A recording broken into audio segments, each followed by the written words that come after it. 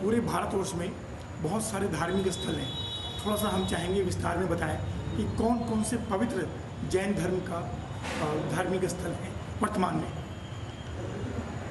हमारे जैन दर्शन के अनुसार पूरे भारतवर्ष में सबसे पहला मुख्य तीर्थ स्थल है सम्मित शिखर, जहाँ 24 तीर्थंकरों में से 20 तीर्थंकर निर्वाण को प्राप्त हुए हैं।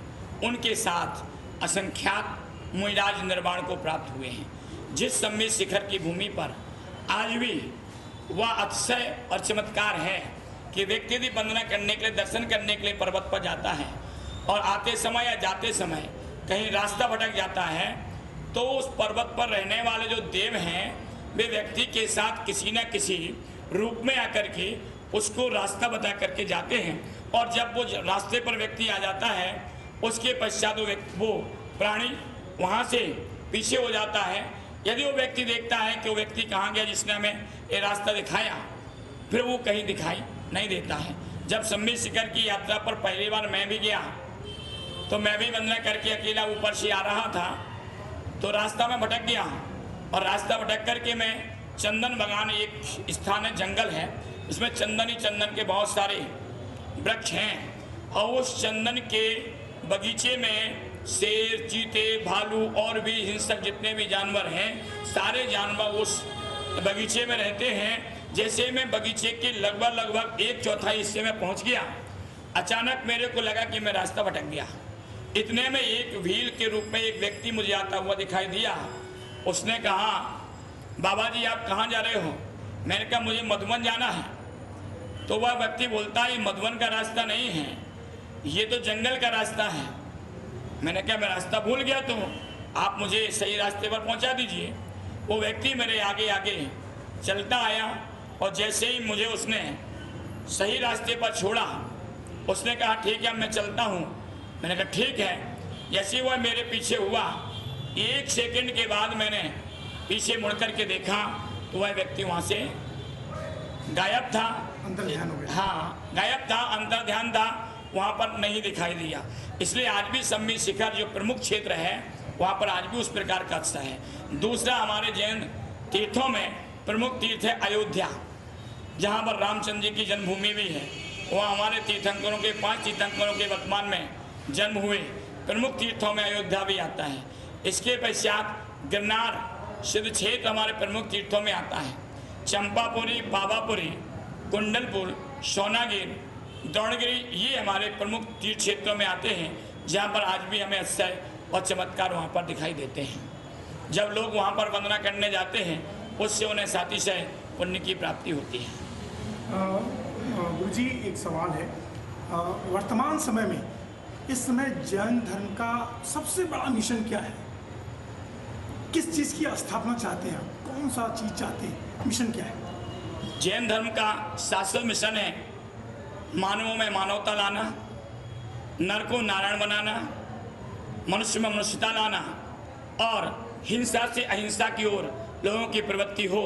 यह जैन धर्म का मूल मिशन है। और आज भी हम लोग प्रयास करते हैं कि लोग अहिंसक बने, किसी प्रकार की हिंसा न करें, चोरी चपाटी न करें। वर्तमान में जो अनेक प्रकार की आतंकवादी की या नस्ली आदि जो है हिंसक प्रवृत्तियाँ जो होती हैं, जैन धर्म यही चाहता है कि आतंकवाद से कभी भी किसी व्यक्ति का किसी भी का समाधान नहीं हुआ।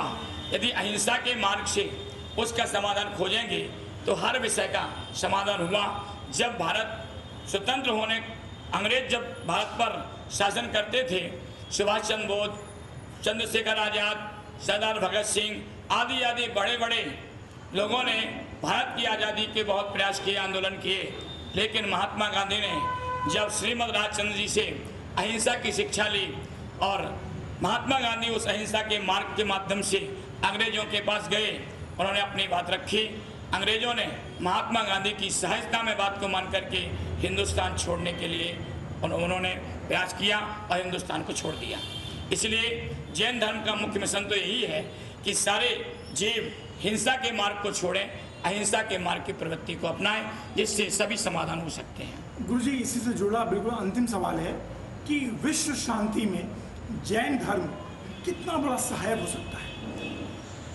विश्व शांति के लिए जैन धर्म अहिंसा का मार्ग अहिंसा का उपदेश देख कर के बहुत बड़ा सहायक है। यदि प्राणी मात्र, क्योंकि किसी भी धर्म में जाएं, हम चाहे वैष्णव धर्म में जाएं, मुस्लिम धर्म में जाएं, सिख धर्म में जाएं, ईसाई धर्म में जाएं, जितने भी धर्म और संप्रदाय हैं, सभी धर्मों के जो मुख्य उपदेशक हैं या जो मुख्य ग्रंथ हैं, सभी ग्रंथों में अहिंसा की बात कही गई है कि प्राणी मात्र के लिए अहिंसा का मार्ग प्रशस्त करना चाहिए। किसी भी व्यक्ति को किसी भी जीव का घात करने का अधिकार नहीं है। अभी लोकसभा में भी जब बहस चल रही थी, हुकुमचंद जी ने एक बात कही थी लोकसभा में अभी कुछ दिनों पहले कि किसी भी जीव के लिए, किसी भी व्यक्ति के लिए किसी के धर्म का अधिकारों का हनन करने का अधिकार नहीं है। इसलिए अहिंसा प्राणी मात्र का मौलिक धर्म है। इस अहिंसा धर्म के अधिकारों को हनन करने का अधिकार किसी का नहीं है। विश्व के सारे प्राणियों को इस अहिंसा धर्म से जोड़ना चाहिए, जिससे विश्व में शांति फैले, अमन फैले, चैन से सारी प्रजा रहे।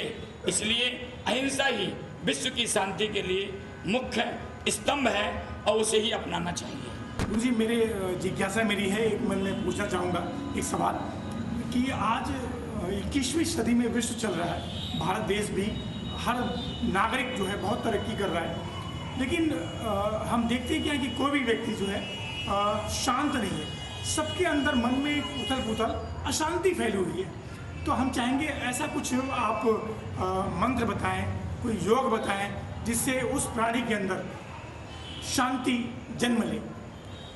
व्यक्ति के अंदर अशांति होने का एक ही कारण है, व्यक्ति धर्म की क्रियाओं से, धर्माचरण से, अपने व्यक्तित्व से दूर होता जा रहा है। आज के समय व्यक्ति अपने व्यक्तित्व को नहीं बना रहा। आज के समय व्यक्ति अपने जीवन को धर्म से नहीं जोड़ पा रहा है, इसलिए व्यक्ति के अंदर अशांति बढ़ती जा रही है। यदि वास्तविकता में व्यक्ति को शांति चाहिए, व्यक्ति अपने जीवन में शांति की स्थापना करना चाहता है, अशांति को दूर भगाना चाहता है, तो व्यक्ति को कहीं ना कहीं अपने धर्म के प्रति आस्था को जोड़ना चाहिए। कहीं ना कहीं व्यक्ति को धर्म में अपने भावों को लगाना चाहिए, कुछ समय धर्म क्रियाओं को देना चाहिए। यदि ज़्यादा समय व्यक्ति के पास नहीं है, ओम ह्रीम का ध्यान करें, तो ओम ह्रीम के ध्यान करने से भी मानव के अंदर शांति की स्थापना हो सकती है, शांति को प्राप्त कर सकता है। इसलिए आज के समय में यदि इस भागम भाग दुनिया के समय में 21वीं सदी की दौड़ के समय में, व्यस्तम समय में व्यक्ति के पास यदि अल्प समय है तो 5 मिनट, 10 मिनट, 15 मिनट, क्योंकि तुलसीदास जी ने कहा ना, एक घड़ी आदि से भी पुण्याद, तुलसी संगत साधु की कोटि हरे अपराध। यदि एक घड़ी माने 24 मिनट का समय व्यक्ति को अपनी व्यस्तम जिंदगी से निकाल लेना चाहिए। यदि वहाँ समय नहीं निकलता तो उनका आधा 12 मिनट का समय निकाल लेना चाहिए। फिर भी व्यक्ति के पास समय नहीं है तो 6 मिनट का समय तो व्यक्ति को अपनी ज़िंदगी में ओम ह्रीम इसके ध्यान के लिए निकालना चाहिए। यदि व्यक्ति ओम ह्रीम का 6 मिनट भी ध्यान करता है तो वह अपने जीवन में शांति की स्थापना अवश्य कर लेगा। गुरु जी, कुछ हम न पूछ पाए हों और हम चाहते हैं जनमानस को कुछ उपदेश दे दें। जो सवाल मैं न पूछ पाया हूँ उसके बारे में आप कुछ जनमानस को उपदेश। जनमानस के लिए मेरा एक ही संदेश है कि व्यक्ति अपने जीवन में कितना भी व्यस्त रहे, परंतु चोरी, हिंसा आदि के कार्यों से दूर रहे, क्योंकि किसी भी समस्या का समाधान न हिंसा है, न चोरी है, न लूटपाट है।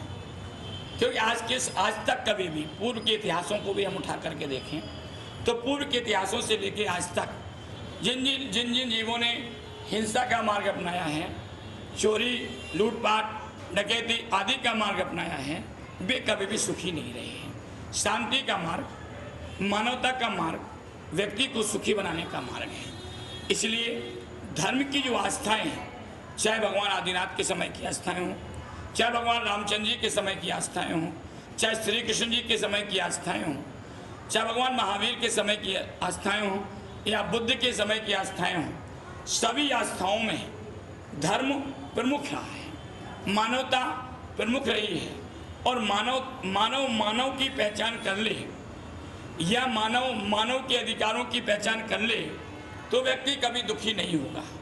इसलिए आज जगत के सभी प्राणियों को मानव के अधिकारों को समझना चाहिए कि जिस प्रकार से मैं मानव हूँ, मुझे जीने की इच्छा होती है, मुझे शांति प्राप्त करने की इच्छा होती है, उसी प्रकार से जो अन्य भी मानव हैं उन सभी मानवों को भी उसी प्रकार से जीने की इच्छा, शांति प्राप्त करने की इच्छा होती है।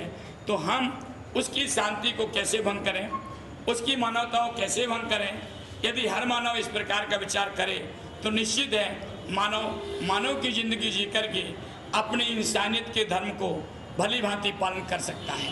इसलिए मैं चाहता हूँ कि सारे विश्व के जितने भी हिंसा के मार्ग पर बढ़ रहे लोग हैं वे मानवता को पहचानें और मानवता के मार्ग पर आगे बढ़ें। निश्चित है स्वयं भी सुखी रहेंगे, दूसरा व्यक्ति भी सुखी रहेगा।